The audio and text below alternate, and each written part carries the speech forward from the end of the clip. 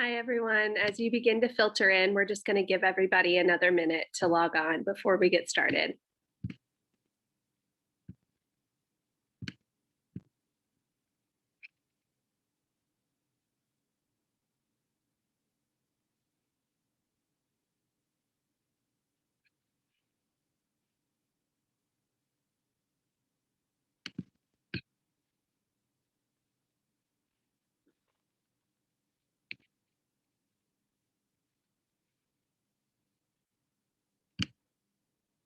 Okay, so hello and welcome to our webinar on cultivating pretend play exploration. We're going to have a discussion on expanding pretend play skills for your child with autism. And my name is Kelsey Hilsper. I'm a BCBA with Bierman. So first we'll talk about the objectives of this training topic. First, we're going to review the importance of play skills, identify and discuss the different types of pretend play, understand the skills required to engage in pretend play, and identify the role in facilitating pretend play with your child. So before we get started, I want to let you know about your communication options throughout this webinar. There are 3 different features that you can use, and you can find them in your toolbar. So there's the chat, raise hand, and question and answer features. I will say we've had the most success using the chat feature. I have the chat open on my screen, so I'll be able to see it throughout the whole webinar. So if you have questions, comments throughout the webinar, we'll pause to discuss some things, and you can type those answers in the chat as well. But participation of any kind is strongly encouraged and will only help you relate this content to your daily lives. So there's also another option in the chat. You have the option to select panelists or panelists and attendees. Panelists will just be myself, and that means that only I will see what you're typing, and panelists and attendees means that everybody will see what you're typing. And either way, names and information about you or your child will not be disclosed throughout this webinar. So another way that we're going to participate with each other is through taking some polls. So I'm going to launch a quick poll here, and you should see it pop up on your screen. So if you can just answer this question of how much experience do you have with ABA?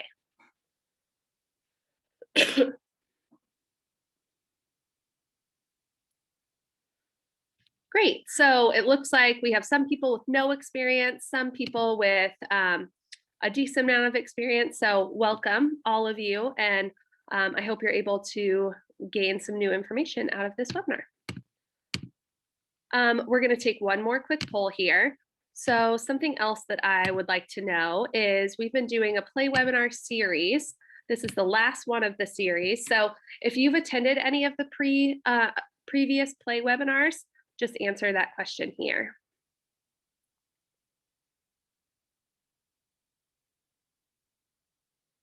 Awesome. So it looks like it's almost 50-50. Some people have attended and some people haven't. So if you have attended a previous play webinar, I may reference some of the things that we've already talked about in some of the previous play webinars, but if not, that's okay. I'll make sure to dive in deep with this topic as well. And if you are interested in getting more of that information from our previous play webinars, those things are available to you on our Bierman YouTube channel. And we'll talk about how you can access that at the end of the presentation. Okay, so if you have attended a play webinar before, this slide is going to look familiar, but I wanted to start off this presentation by talking about why play skills are so important. So knowing what to expect out of your child's play can help you support your child as they learn and play with their siblings, friends, and peers. And in general, play helps with increasing healthy brain development, increasing communication and language development, developing and improving social skills, developing physical, cognitive, and emotional strength, and providing an alternative to rigid and repetitive behaviors. So all of those are benefits to working on play skills. So since pretend play encompasses many different forms of play, we like to think of it more as an umbrella term. It can range from manipulating an item by its function to using props and creating roles within play. So it can begin at an early age and it evolves as a child advances and gets older. And it can also occur simultaneously with other types of play, such as solitary play, parallel play, cooperative play. Those terms, again, may sound familiar to you if you attended one of the previous play webinars. We talked about a lot of those different styles of play.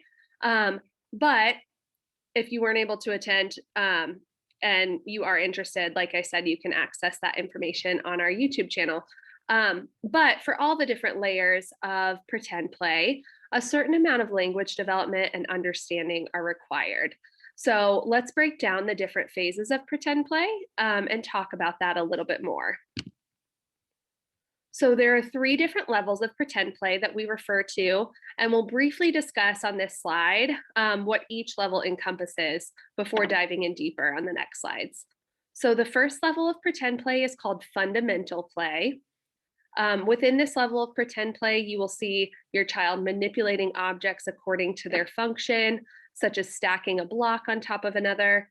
You'll also see your child engaging with cause and effect toys, such as pushing a car down a car ramp or putting a shape in a shape sorter. You'll also notice that your child's play actions are related to themselves rather than attending to the emotions and feelings of the other people around them. And then the second level of pretend play is called symbolic play. And within this level of pretend play, you'll notice that your child is starting to substitute different objects, such as using toilet paper rolls to make binoculars or making a pipe cleaner bracelet. But those items aren't necessarily the item that you would typically use for that kind of thing. So they're identifying that some of those objects are sharing similar features. They might also be completing real actions at pretend times, such as pretending to nap while playing house. And then the last level of pretend play is referred to as advanced pretend play. And this level involves using props, creating plots and roles, and it often involves social coordination with other children or adults.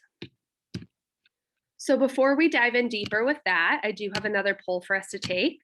So I would like to know, what type of pretend play does your child currently engage in?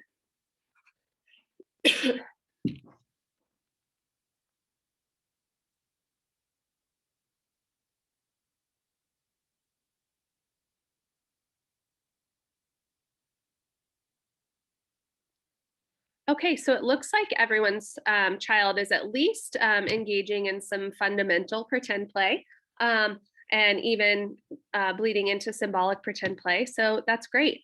It looks like your child already has some exposure to pretend play. So we'll talk more about each of those within the next few slides and give you some strategies of how to help teach some of those things.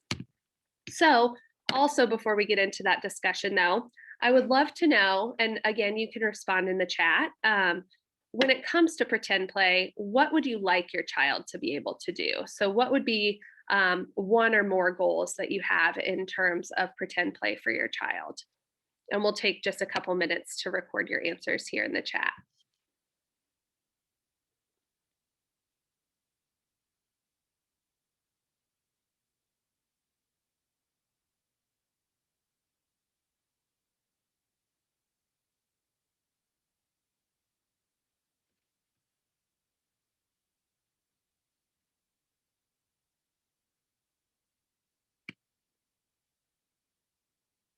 And as people's answers begin to filter in, I'm going to share a few examples. Like I said, I will not disclose any information about who responded with what, but just to give you guys some other examples of things that other kiddos are working on. So being able to jointly play with others, that's definitely a good goal to have when it comes to pretend play. And specifically, if you're looking for more strategies to engage in peer and sibling play, we did just have a webinar last month about that too. So playing with other kids in pretend play is another one that came in. So yeah, we'll talk through some of that and when it might be appropriate to introduce peers and siblings into play.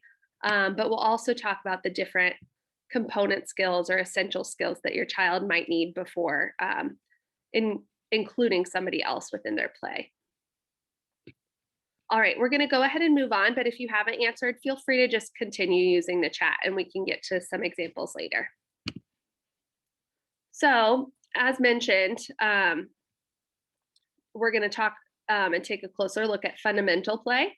So in addition to the things that were already mentioned on the previous slide, this level of play is based on everyday familiar activities. And this could mean that your child is using realistic props to complete functional actions, such as this boy driving a car on a table. Some other examples of this type of pretend play include using a spoon to scoop pretend food, crashing two toy cars together, feeding a baby doll a bottle, or using a toy phone to make a phone call. So you can see when we're comparing this to symbolic play, these are very functional items being used for their functional action. So they're not pretending that an item is something else. They are simply using the item for what it's meant to be used for, even if that item does have multiple uses. So they could be varying their play while they're engaging in fundamental pretend play, but all of the actions that they're engaging in are likely the actions that are meant to be happening whenever they're engaging with those items. So some more examples of this type of pretend play are stacking blocks, like I mentioned earlier, placing a car down a car ramp, playing musical instruments functionally the way they're meant to be played, and then just drawing or painting or coloring. So as mentioned when talking about the pretend play umbrella, there are certain skills that your child will need to have before being able to engage in this type of play. So since you guys, all of you said your child is at least engaging in fundamental pretend play, these are going to be things that you're going to want to make sure that your child is able to do before you move on to a harder level of pretend play. So we refer to these skills as component skills, these essential skills that they need to engage in this type of play. So for fundamental play, many of the component skills would fall under the categories of language, play skills, and motor skills. And for language, your child would need to know how to locate or label different play items when asked and be able to request for the items that are being used. So they would need to have the language to be able to talk about the items that they're using. And also with play skills, your child would need a basic understanding of the functions of the various play items and would also need to be able to follow your actions or the actions of others within play. And that component skill in particular is really important because in order to teach your child new skills, it's likely that you would be doing so by modeling or showing them what to do. So if they're not able to follow your model to learn something new, that might be a skill that you stop and target before you start to target any newer skills. And lastly, in relation to motor skills, your child would need to be able to independently manipulate those different toys without your assistance. So if he or she is not able to do that, then there may be some finer gross motor limitations that they have that are holding them back from being able to engage with those toys. So working on that before expecting them to do those things on their own or follow your imitation will be important. So now let's talk through some real life examples and scenarios that you might be able to relate to. So scenario one is my child isn't interested in playing with items functionally. So the first question I would ask in this scenario is, what is your child interested in doing? I think being able to identify the things your child is motivated for should help you come up with items that may have similar features. So paying attention to what your child likes to do with that toy, and then being able to find toys that are similar, but not the same, that could maybe expand on their play. If you're able to identify what's motivating for your child, you could also pause the activity. So they're engaged in another item, they're playing really nicely. You can say, okay, we're going to take a break from this. We're going to come and do this other thing that I want to teach you how to do. You show them what to do, they imitate you, and then you can give them that item or that activity right back as reinforcement. So even if they're not motivated, those are ways that you can kind of manipulate the situation to still expand on their play. So for scenario two, it is every time I try to show my child a new way to play, he engages in challenging behavior. So for this scenario, if your child's not even allowing you to engage in the play with them, then that would be the first thing I would work on. So there will be no way for you to jump in and teach your child anything new if they're not able to tolerate you playing alongside them. So I would try to ease into their play. You could do that by sitting away from their play items and just narrating what they're playing with. If your child is able to tolerate that, you could start scooting closer and closer, just easing yourself into their play or closer into their play environment.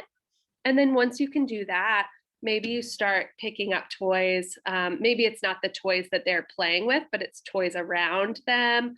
Or if they're playing with blocks, maybe it's not the specific blocks that they're playing with, but it's other blocks. And then as they begin to tolerate those small steps, you can start to see if they'll let you have a turn with their items, or maybe start to engage in some turn taking, and really try to build that play relationship. So I would say in this specific scenario, if this is something that you struggle with, I would say just focus on rebuilding that relationship and getting them to be interested in your engagement before you start to teach them any other type of pretend play. So these are some focus areas when teaching fundamental pretend play. And we'll talk about these focus areas. Some will repeat as we're talking about the different levels of pretend play, but some will be slightly different just depending on the skills that they're working on. So some focus areas when teaching fundamental pretend play are your child's motivation. So always be thinking about what your child's motivated for, because that's going to help guide your interaction and help make the interaction enjoyable for your child. So you can ask questions like, how does your child like to play with the items now? Pay attention to things like that. What types of items does your child enjoy? What is your child currently motivated for? So maybe they usually like blocks, but right now they're really not interested in blocks. So really try to pay attention to their motivation, because that's going to help guide your play interaction or the items that you can use, or it's going to help let you know what items can be used as a reinforcer for your child. Also within fundamental pretend play, it's important to try to select multi-function toys. So by that, I mean that you can do more than one thing with the toy. So with multifunction toys like a car ramp, or let's just say cars in general. So with a car, you can push it around and move it, you can put it down a car ramp, you can crash it into another car, you can race it. There's lots of different functions that a car can have. So by selecting multifunction toys, you're creating more opportunities for teaching for your child, and that can help increase their variance within play as well. So pay attention to the items you're using and make sure that they are the best items that you could use, just in case you try to teach your child to put a car down a car ramp and they are not interested. Then at least you'll have an item that you can try something else with, rather than having to switch to a whole new activity. You also want to think about providing assistance. So how are you going to do that? What is that going to look like? So does your child need help to understand what to do? If they do, then that's totally fine. There's many different prompts that can be used whenever you're trying to teach your child what to do. So I would say probably within play, the most natural prompt would be just to model. So you can model the action and then they could imitate the action. You could also just provide them with directions if they have a great receptive vocabulary. So you could say, hey, put the car down the car ramp, or anything that you're trying to get them to do. If they follow directions well, you can use that as a prompt. You can also use gestures, so just pointing or guiding their line of view to whatever you want them to attend to. But if you do have to utilize prompts whenever you are teaching your child something new, one important thing to note is the importance of prompt fading. So if you add a prompt, just know that you're going to have to take that prompt back out for them to be doing it independently. So try to have a plan of how you're going to do that. If you're providing a model, maybe next time try to provide a direction instead, and then maybe next time you just gesture. So try to fade your prompts out as quickly as you can. So your child may need multiple opportunities with the same prompt, But just know that the longer you keep that prompt in place, the harder it's going to be to fade that prompt out. So just always keep that on your mind as well. Um, and then you just want to ask yourself questions like this whenever you are engaging with your child. So who's providing the prompts? What is that prompt going to look like? What is your role within the interaction? And who's going to be involved? So if you want to really try to take a baseline and see where they're at with their play initially, that's great. Maybe you'll be very hands off, but then try to think about what your involvement will be, or what siblings' involvement will be, or another parent's involvement, or a peer. So try to think about what the role is going to look like for each person that's in the interaction. And then the last thing I want to talk about, and this is very important to not forget this step whenever you are teaching your child something new, is reinforcing those new play behaviors. So by that, I mean giving them something that they want after they complete this new action. So it doesn't have to be something tangible.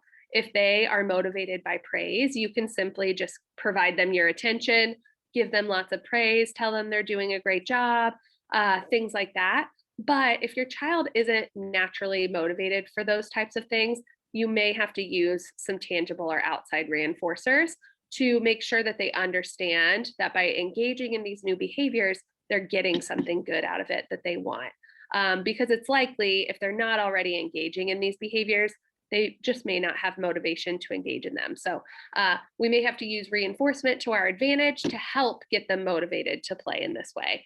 Because the more good things they get from engaging in these new behaviors, the more they're going to want to do it to access those things again. Okay, so that leads us to symbolic pretend play. So as I mentioned before, it includes object substitution or completing real actions at pretend times. So some examples of that include putting pots and pans on your head and pretending they're hats, like here in this picture, using those pots and pans as drums and a spatula for the drumstick, using a banana as a phone, as this boy is doing at the bottom of the screen. And then another thing would be eating Play-Doh pizza or rolling Play-Doh into a snake. So all of those items are not necessarily used for those actions, but they do share similar features with the items that are functionally meant for those actions. So your child is able to identify that those items are similar. Therefore, they are, experimenting with using different items as different props. So some more examples of that could be like this boy here on the left. He's using a paper towel roll as a telescope, and he's using a box as his pirate ship. In this second picture, this boy is building a house out of magnet blocks. So the magnet blocks, while they're used for building, a house isn't made of magnet blocks. So that would be substituting an item that's not typically used for building a house. These girls here are feeding their animals, or making their animals drink out of teacups. And then this last girl is using Play-Doh to make jewelry. So you can see she has bracelets on and earrings, and she's making herself a necklace. So much like fundamental play, there will be component skills required before your child is able to engage in this type of play, in addition to the ones mentioned in fundamental play. So remember, we're going in order of difficulty for your child. So the starting point of teaching pretend play would be fundamental play. Then you're going to advance to symbolic and then advance. So obviously they will require all of the component skills they needed for fundamental play as well. But in addition to those, they will also need an extensive receptive and expressive vocabulary. The deeper into play that they get, they're going to need to know what more items are, be able to label more items, have a larger vocabulary. They also need to locate and label items with shared features. As I mentioned, while they're engaging in object substitution, they need to know which objects share features, or they're not going to be able to identify that a banana is similar to a phone in the shape. So they're going to need to know what features are similar to other items to be able to substitute them. It'll also be important that they can sort items into different categories. So similarly to knowing similar and like things with different features, it'll be important that they understand that there are different categories of items so that they are able to start to make those associations.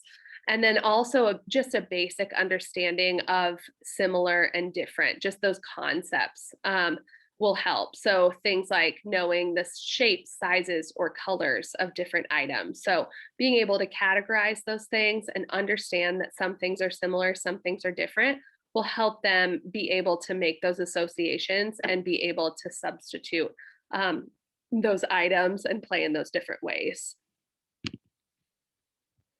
So now let's talk through some scenarios again.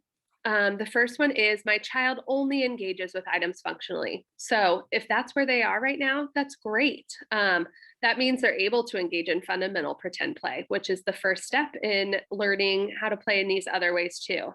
A great way to begin teaching your child to engage in object substitution is to provide them with items that are similar or different. So get out a phone and a banana and other things that may have that same shape, or get out pots and pans and a drum and round blocks, whatever may have similar features. And then you can model using those different items as different objects, like using a banana as a phone. If you provide that model and show them that that's an option, then they can maybe start making some of those associations on their own. And then depending on the difficulty of the task, you may have to break it down into smaller steps. So your child should begin learning new ways to play as you're teaching them, but you may just have to break those skills down as you go. So if you're teaching them to build a rocket ship out of blocks, you probably can't model making the whole rocket ship and then just hand them the blocks and expect them to know what to do. So you may have to kind of build together as you go. Whereas an example like using a banana as a phone is just a quick, simple action that you may be able to teach that right away. But if you reinforce those new play behaviors, like we talked about, by providing praise or other items that they enjoy, then they're going to be more likely to continue engaging in those activities. So I would say just utilize those prompts, make sure that you're reinforcing their compliance with those new play behaviors. And the more you practice it and provide repetition for them, the better off they're going to be, and the more they're going to start to do that on their own. So for scenario 2, this says, my child doesn't seem to know which objects share similar features. So since being able to have a basic understanding of items that are similar, items that are different, is a component skill to engaging in this type of play, it'll be important that if you do identify that they don't have one of those component skills, then that's okay. Then you'll just stop and work on that specific skill. So for this specific example of similar and different, you could collect some items with and without shared features and work on sorting those items together. So you can kind of place an array of items out in front of them, and maybe you start modeling which items go with which. And then you say, okay, your turn, and see if they can start sorting those items. You can also provide an array of items in front of your child and ask your child to identify the one that doesn't belong. So maybe 3 of the items share features or are of the same category, but one is not. And you tell them, okay, find the one that's different or find the one that doesn't belong. But regardless of how you choose to teach that skill or any other skill, if you do notice that a component skill is missing, it's just going to be important to place your focus there before you start expanding again on their pretend play. So again, these are the 4 areas that I would place your focus when you're teaching symbolic play or any type of pretend play. So your child's motivation, same questions. How does your child like to play with the items right now? What types of items does your child enjoy? And what is your child currently motivated for? With play items for this one, I would select slightly different items. So as I mentioned in those examples, items with similar features would be great to select for trying to teach symbolic pretend play. And then again, items that can serve as multiple functions will be great to look for as well, just in case you're teaching one thing and that concept really isn't going over well with your child, then you at least have some other things to go off of. But I would say most importantly for teaching symbolic play is trying to select items that do have shared features so you're able to show how those things are similar or different. Providing assistance is the exact same as well. Just being able to identify when your child needs help and knowing how to help them. So, again, model prompts, providing those directions, just telling them what to do, and using gestures would be the three that I would recommend. Um, and then knowing that you need to fade those prompts as you go so that they're able to get more independent with those skills. And then reinforcing is the same as well. Be able to identify if your child enjoys social praise or is motivated by your attention. And if they're not, you may have to go back to motivation and preferences to identify what things they're enjoying right now to be able to provide access to those after they've engaged in that new play behavior. And then lastly, advanced pretend play. So it involves creating roles and using props. It's sometimes known as socio-dramatic play or fantasy play, and it often involves social coordination with peers or with siblings playing together.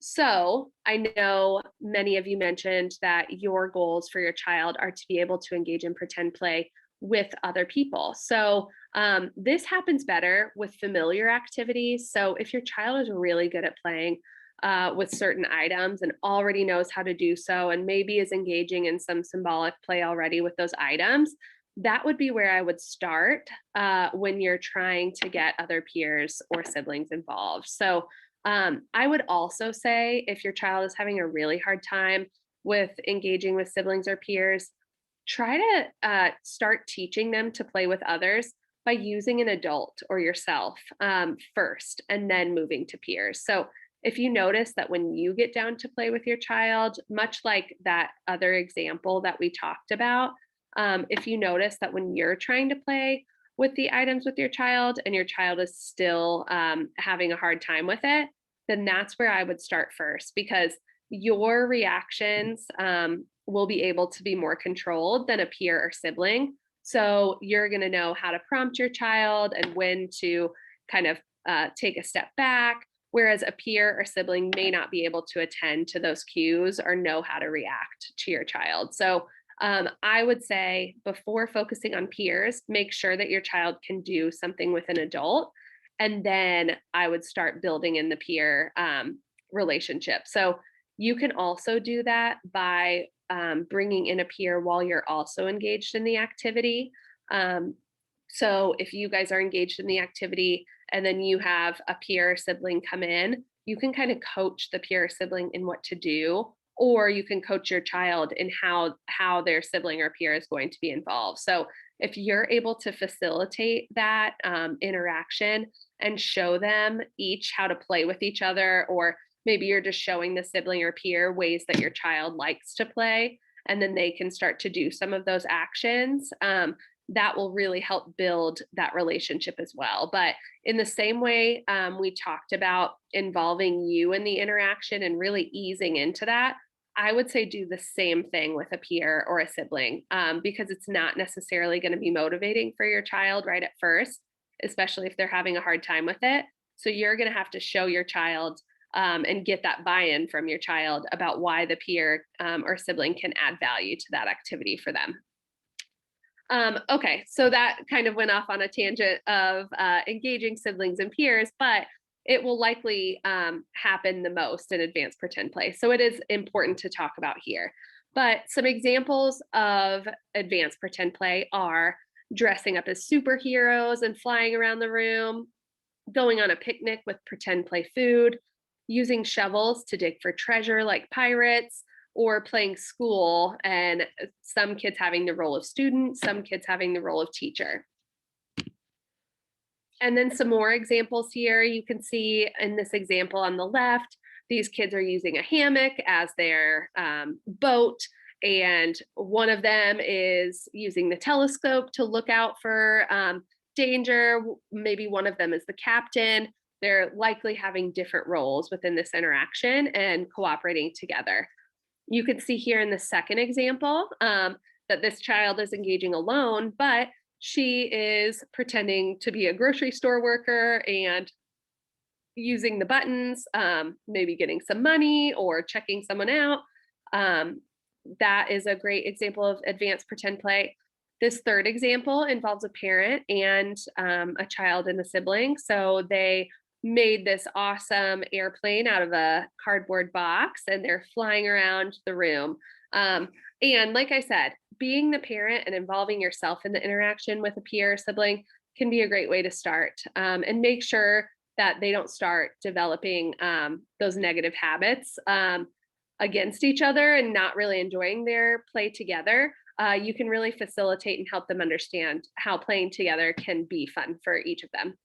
And then in the last example, I think these are blocks or cubbies, but they're using them as a fire truck. And one person's driving the fire truck, one person's standing, maybe one person's using a hose. So they're all cooperating together and really using their imagination to play. Again, these levels of pretend play build on one another. So your child will need to master all of those other component skills for both fundamental and symbolic play before advancing to this type of play. But in addition to those other component skills, some things to think about that your child should be able to do are, again, have an extensive receptive and expressive vocabulary, even more so than when they were engaging in symbolic play. So when you're working on skills with them and sitting down and targeting new things, try to talk about different items or different parts of an item and really work on expanding their vocabulary as you're playing with things with them. They'll also need the ability to locate and label items with shared features. So much like symbolic play, they're going to need to be able to identify items with shared features. And maybe you even go more in depth about talking about that as you advance into advanced pretend play. They're also going to need the ability to sort items into different categories. And these categories may be slightly more advanced, like by class, feature, or function. So maybe you sort all the things that have wheels versus all the things that don't have wheels, or maybe all the fruits versus all the vegetables, or maybe you're looking at clothing items versus play items. So anything like that, you can start to really develop their understanding of items being in different categories. And then they'll also need a basic understanding of the details of different events or settings. So to be able to pretend like you're a firefighter, you need to really be able to understand what it is that a firefighter does. So a firefighter drives a fire truck, a firefighter uses a hose, a firefighter wears a hat and, a jacket and pants. Maybe a firefighter puts out fires. They're going to need to have a basic understanding of the different events that they're going to have to act out. So if they're not fully understanding something like that, you can choose to select one activity at a time. So maybe this week we're only focusing on being a firefighter, and next week we're going to focus on being a pirate. The next week we're going to focus on being a teacher. Whatever your child seems motivated to do, you can provide them with that repetition and really try to focus on one skill at a time so they're able to identify all the different parts of what it takes to be that person in pretend play. And then they will also need a basic understanding of similar and different, like symbolic play. And then they'll also need the ability to understand the basic sequences of events. So if you're pretending to be a chef, you can't put your food items in the oven and then take them out and then pour in all the ingredients. So they need to be able to identify that first they put the ingredients together, then they mix them up, then they put them in a container, then they put them in the oven, then they take it out, and then they eat it. So those different events go in sequence. And while being a child, you may kind of mess some of that stuff up. They're going to basically know what comes after what if they're able to engage in this type of advanced pretend play. Okay, so now breaking some of those examples down. So my child engages in pretend play by acting like her favorite characters in shows, but she does exactly what they do in specific episodes and doesn't engage in other pretend play. So to me, this probably means that your child's pretend play is more based on self-stimulatory motivation rather than actually having an understanding of what this type of pretend play is. So really they're able to imitate very well, but they require those prompts to engage in other types of um, action. So my advice would be to sit down and model some different play actions. So much like in the show or the movie, you can model different play actions. Maybe you're making a whole scene out of it and making it really fun, like they would in an episode or a movie. But I would try to model some of those different things and have them imitate you and do that. You could even start by imitating one of the actions that they're engaged in. So if they are really into this specific scene of a show where they're jumping off of a couch or something, maybe you imitate that action and then you say, okay, now it's your turn to imitate me. And then you can go in a more back and forth fashion. So that you imitating their action can really be acting as reinforcement for them engaging in your action that you're trying to teach. And if that's not working, I would say go back to looking at the component skills again outside of when they're scripting something within a movie or TV show, and see if they still have those component skills. So you can check those off the list for whenever they're engaging in the scenes that they're familiar with. But if you can't check those same things off when they're not engaging in those familiar scenes, then maybe you just need to put more focus on other things outside of those scenes.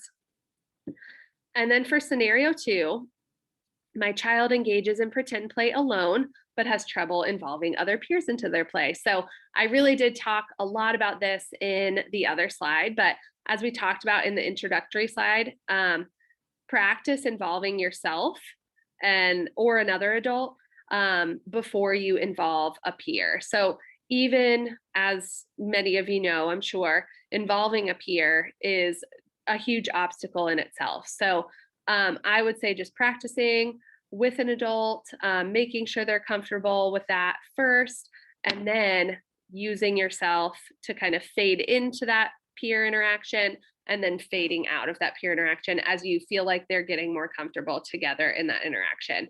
And you can even try, like I said, to coach the peer or the sibling in what to do if that seems appropriate, or you feel like the peer or sibling would be able to do that. And if you are interested in more information, again, specific to engaging in peer or sibling play, you can access previous webinars on our YouTube channel. And then again, same thing for motivation. You're just going to be paying attention to what your child likes to play with, how they're playing with it, and just make sure you're selecting items that they seem interested in. For play items for advanced play, I would say the more costumes or props, the better, so that you can pretend to be lots of different characters, engage in lots of different role play. And then you can even have different costumes together, so you're able to pretend being different things or the same thing. Just any type of role play materials that you can think of, I would say whatever you're focused on in that moment, just have a lot of props so you're able to try to target a lot of different things.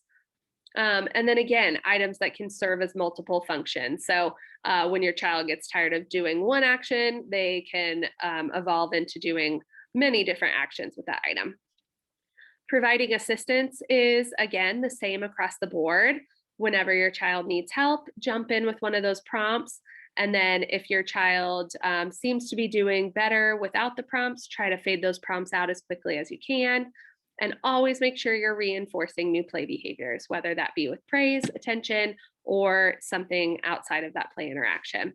It could also be you just completing an action that they really enjoy. So as you're continuing to teach them new things, let's say you're playing with the car ramp, you're crashing the cars, and then maybe you crashing the cars and making a big boom noise, they start to giggle. So next time you teach them something different, and as soon as they get it, you say boom, and that makes them really excited again. So it doesn't necessarily have to be tangible reinforcement in the fact that it's something outside of what you're already playing with.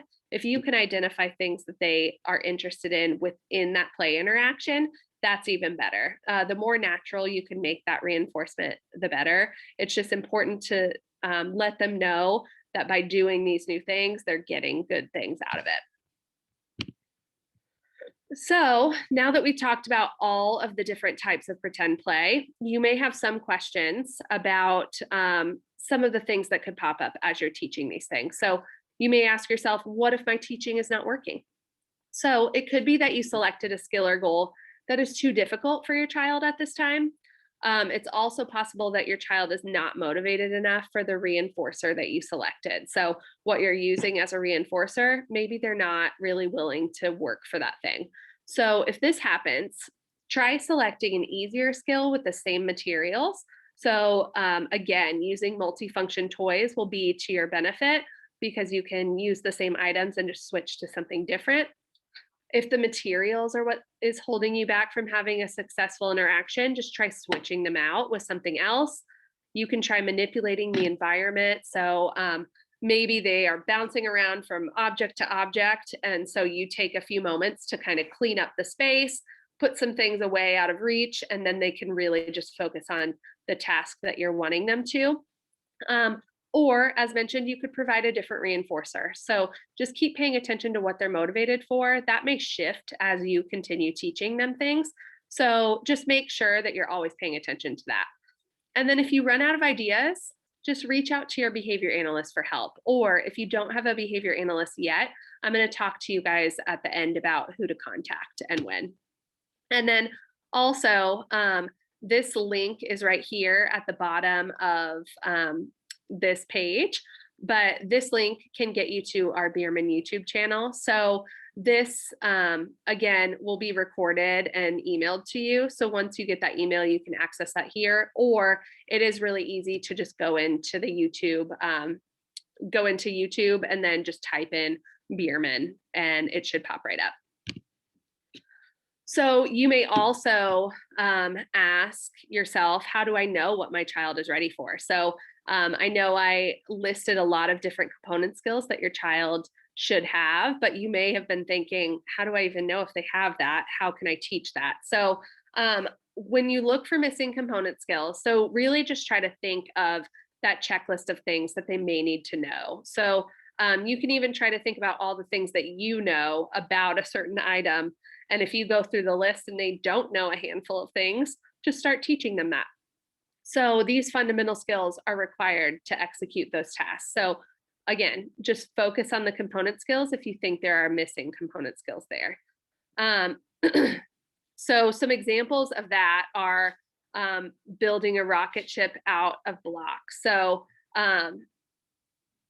if you're building a rocket ship out of blocks and your child just does not seem motivated for it at all, you can take a step back, see if they want to build something different. So you could still work on building something, but maybe they don't want to build a rocket.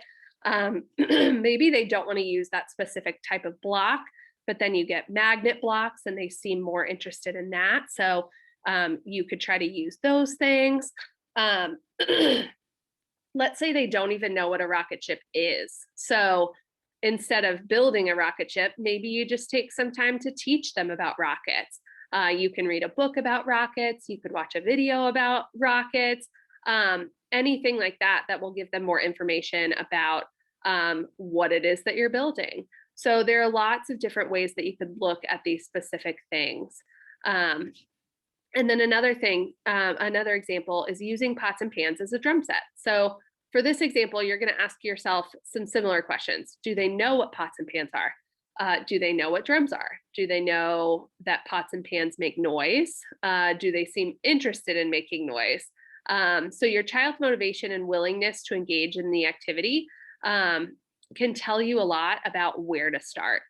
And if your child doesn't seem interested, try to pay attention to what does seem to interest them, like we said.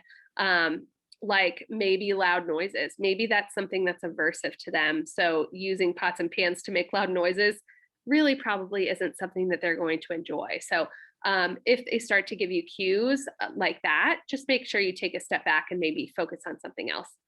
And if your child doesn't seem to understand the similarities between drums and pots and pans, then maybe you can spend some time working on different categories with your child. And we talked about that in a previous example as well. So, oops, and I skipped one example. So, playing with dolls in a dollhouse. So, for this advanced example, there are many things to consider. Like the other examples, your child's motivation will be the first thing that you think about. And then you can ask yourself things like, do they understand the different actions that the doll can do? Can they identify the different parts of, let's say you're using the dollhouse? Or can they identify different parts of the baby? If you're saying feed the baby, do they know a bottle goes to the baby's mouth?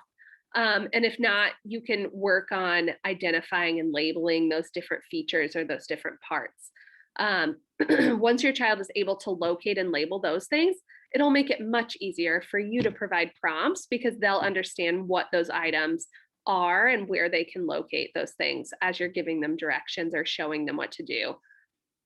And maybe one day you're modeling walking the doll up the stairs, and the next day you're modeling the doll cooking in the kitchen.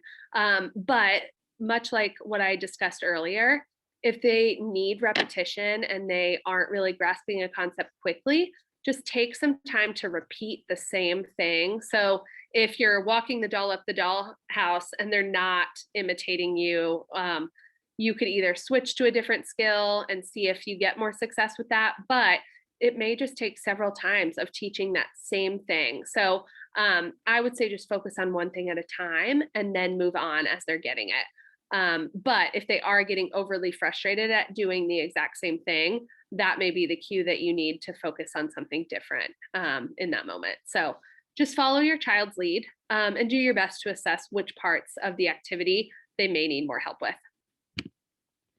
And then regardless of what your goal, make sure your child can contact some success. So make sure you're celebrating the small victories. To you, them walking a doll up some stairs may not seem like a huge thing to celebrate, but for them, it's something they've never done before. And it's something they wouldn't have known to do if you hadn't shown them. So just celebrate those really small victories because they are really big victories, especially when you start to chain them together and see how far you've come over time.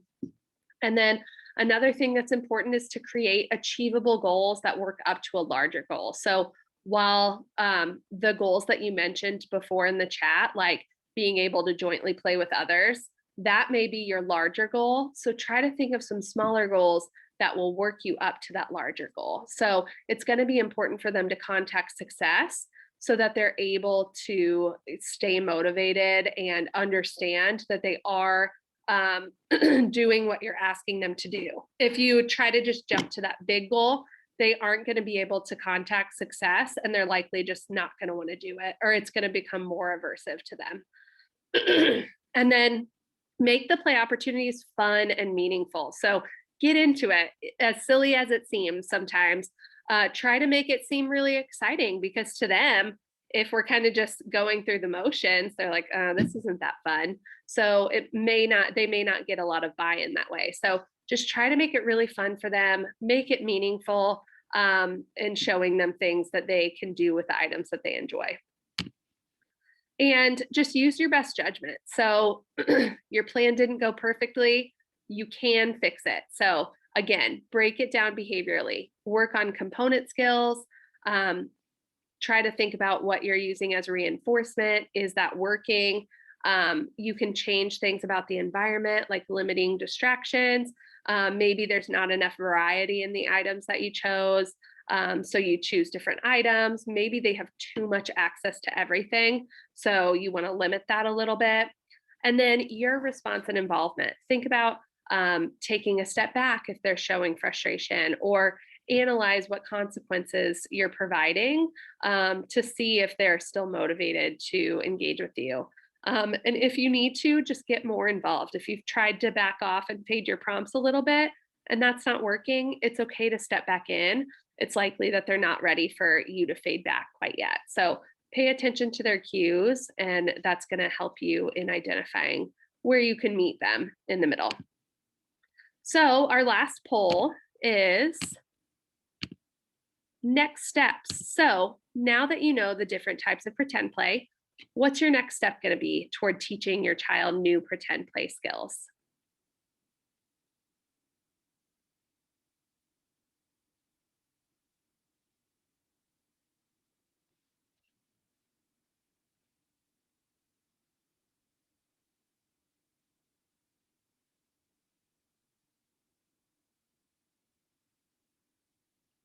All right. So, regardless of your answer, it's great to just have a goal in mind. So, just thinking about all of those things that we talked about and all of those component skills, if you feel like your child's ready for,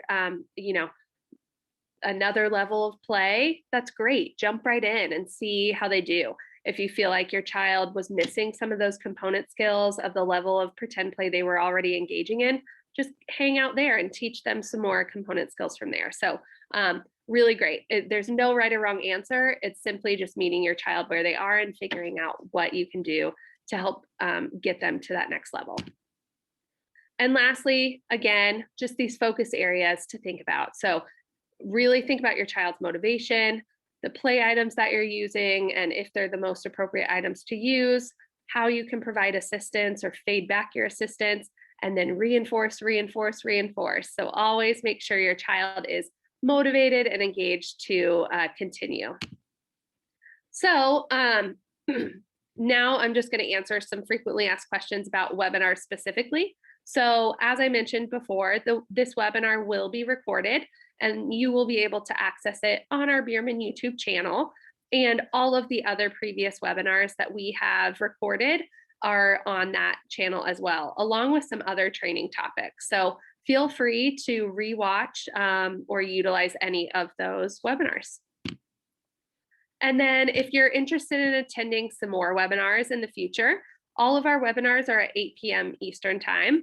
Our next one is on September 22nd, and that one will be about insurance and billing. So understanding insurance and billing as it applies to ABA. On November 3rd, we're taking a break in October, but on November 3rd, there's another introduction to ABA. And then on December 1st, there's an introduction to ABA, OT, and speech language services. So those webinars can be found on our website. So if you go to biermanaba.com, you go to the toolbar, you can click on caregiver training, and it should scroll right down for you, and you can select the exact ones that you are interested in and sign up. And then if you are already in the center, you have access to group parent trainings as well at your center. So reach out to your behavior analyst or your clinical director about more information about those. And then who you can contact for further questions. So if you are a family on our wait list, you are either participating in interim care. So if you're in interim care services, then whatever BCBA is assigned to you, you can go to them with questions. But if you're not in our interim care services, you can contact our center's clinical director, whatever center your child will be going to.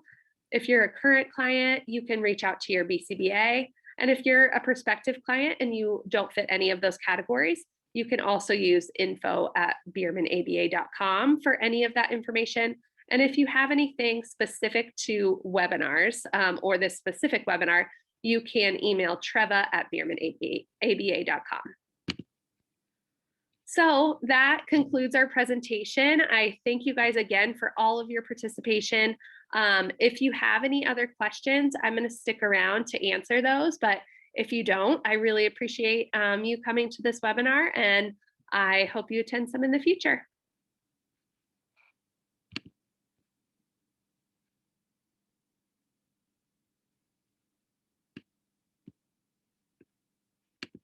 You're welcome.